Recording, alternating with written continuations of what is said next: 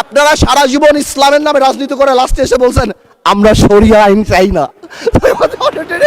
যারা এখানে আছেন তাদেরকে বলে দিই, আপনারা জেনজিকে রিপ্রেজেন্ট করেন, জামাত জেনারেশন হয়ে যান না। Look at the eyes of the people. Honorable Speaker, ব্যাপারটা তো অনেক কমপ্লেক্স, একটা ইউনিক সিচুয়েশন।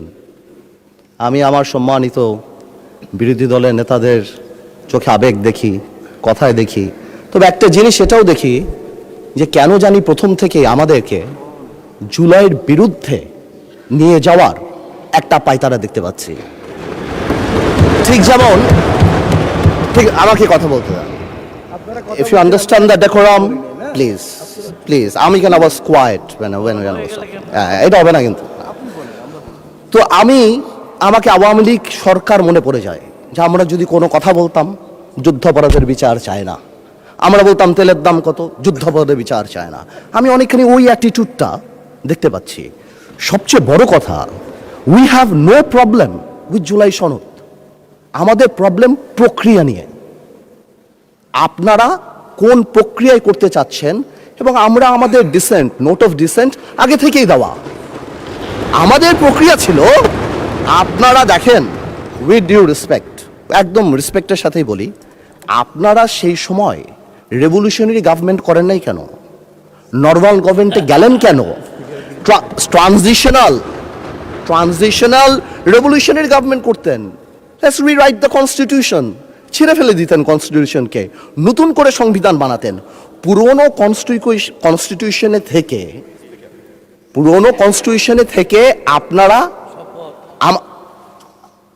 কনস্টিটিউশনে থেকে আপনারা সংবিধানকেই বাতিল করে দিতে যাচ্ছেন।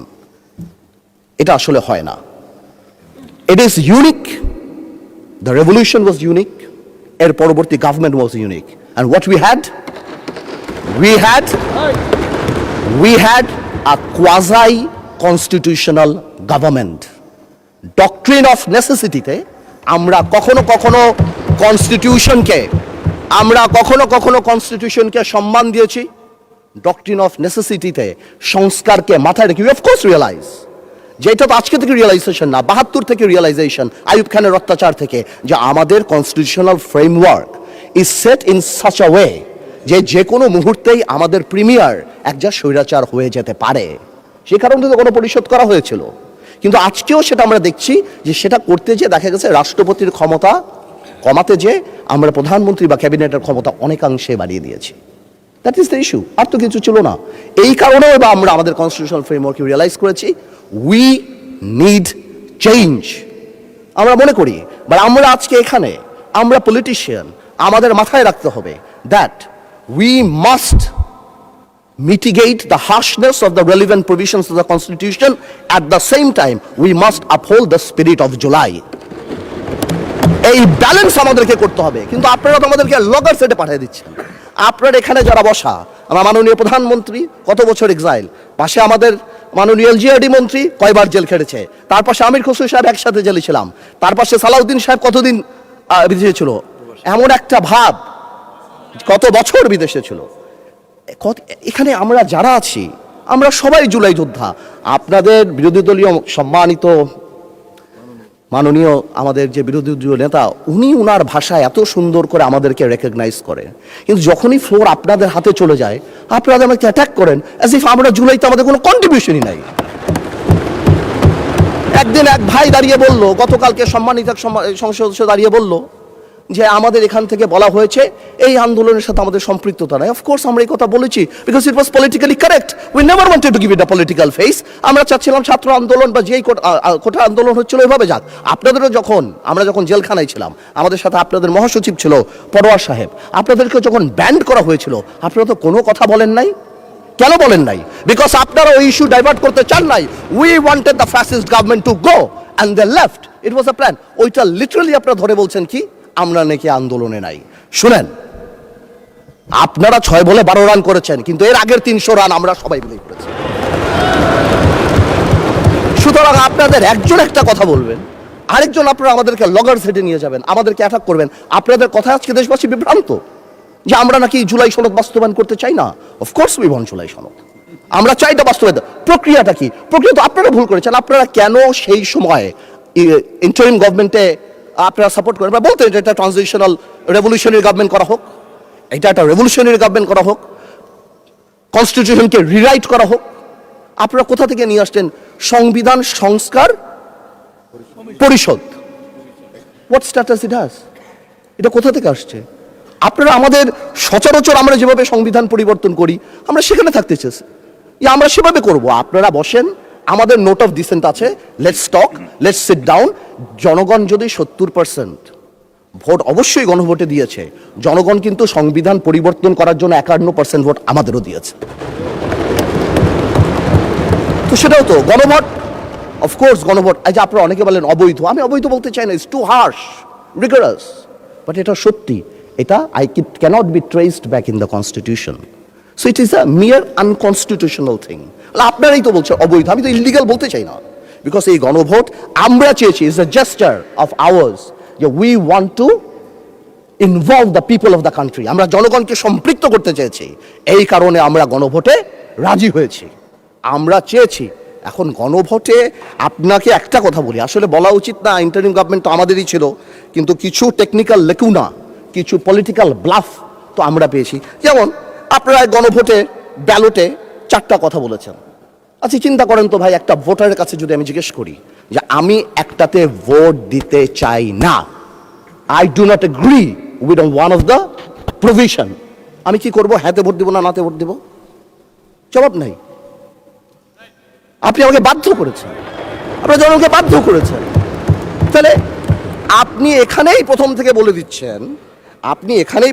বলে দিচ্ছেন সংসদ নিম্নলিখিত প্রস্তাব সমূহের প্রতি আপনার সম্মতি জ্ঞাপন করিতেছি না। তার মানে এই আদেশ, যেটাকে বারবার ইলিগাল বলা হয়, আমার ভাই আইনও দিল, ওই আইনের ব্যাপারে আমি আসতেছি।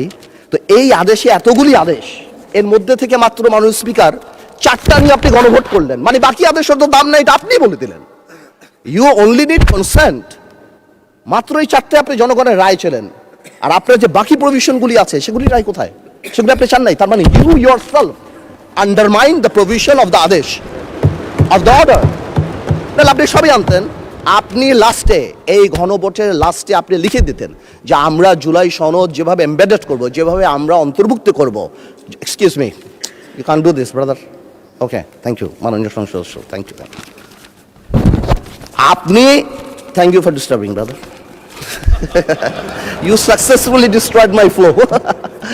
Anyways, আপনি এই 4টা যে লিখে দিলেন, মাননীয় সদস্য আপনি স্পিকারকে অ্যাড্রেস করে বলেন, আই এম সো সরি, ওদেরকে অ্যাড্রেস করবেন না। আসলে একটু আবেগ বিবেক দুটার মিশ্রণ হয়ে যায়, তো এটা ঝামেলা হয়ে যায় আর কি। স্বাভাবিক, এই আবেগ যদি আমাদের মাননীয় স্বরাষ্ট্রমন্ত্রী শুধু আর একমাত্র বলেছে যে আবেগের জায়গা না, এতেই একদম ধ্বংস করে দিয়েছে বাংলাদেশের সোশ্যাল মিডিয়া যা আছে। তো আমি তো একটু আবেগ দেখাতেই পারবো মাননীয় স্পিকার। তো এনিওয়েজ, আমি coming back to the point, 4টা প্রভিশন যে দেয়া আছে গণভোটে মাননীয় speaker, if you carefully go through peruse it, এখানে আরেকটা দিয়ে দিলেই পারতো যে এই সকল পরিবর্তন, জুলাই সনদের সকল পরিবর্তন আনা হবে এই সংবিধান সংস্কার কি বলে পরিষদ গঠনের মাধ্যমে, তাহলেই তো পারপাস হতো। তো সেটা আপনি করেন নাই। যখনই আপনি এইটা ভোটে ফেলেন নাই, তার মানে there is option then I can overlook it and uphold the constitution of the country. এই রেভলিউশনকে আমরা শ্রদ্ধা করি, 17 বছর আমরা কষ্ট করেছি।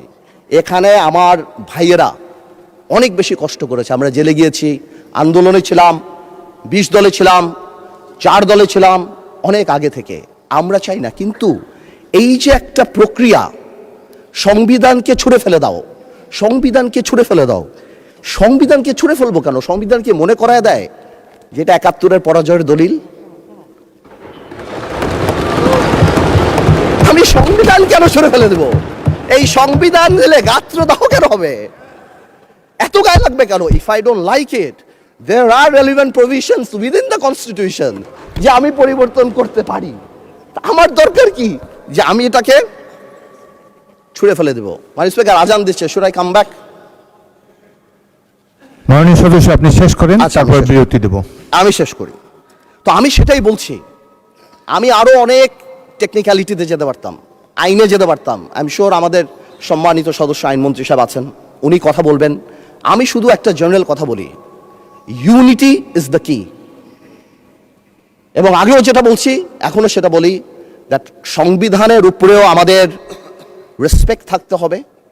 At the same time, we must find out a way so that we can uplift the spirit of July. এবং এই কাজ আমাদের, to see between the lines, to draw between the lines, to balance between the lines. আমরা politician, এটা আমরা করব, কিন্তু কোনোভাবেও আমাদেরকে লগর সেটে ফেলে জুলাইয়ের বিরুদ্ধে অবস্থান যদি নিতে যান, তাহলে আপনারা কোনোদিন সাকসেসফুল হবেন না। আপনারা যদি এই জুলাইয়ের উপর মাথায় কাঁঠাল রেঙে, আর এনসিপি যে আমাদের দল, আমাদের হিরোরা যারা যুদ্ধ করেছেন, যারা এখানে আছেন, তাদেরকে বলে দিই, আপনারা জেনজিকে রিপ্রেজেন্ট করেন, জামাত জেনারেশন হয়ে যান না। Look at the eyes of the people. আপনারা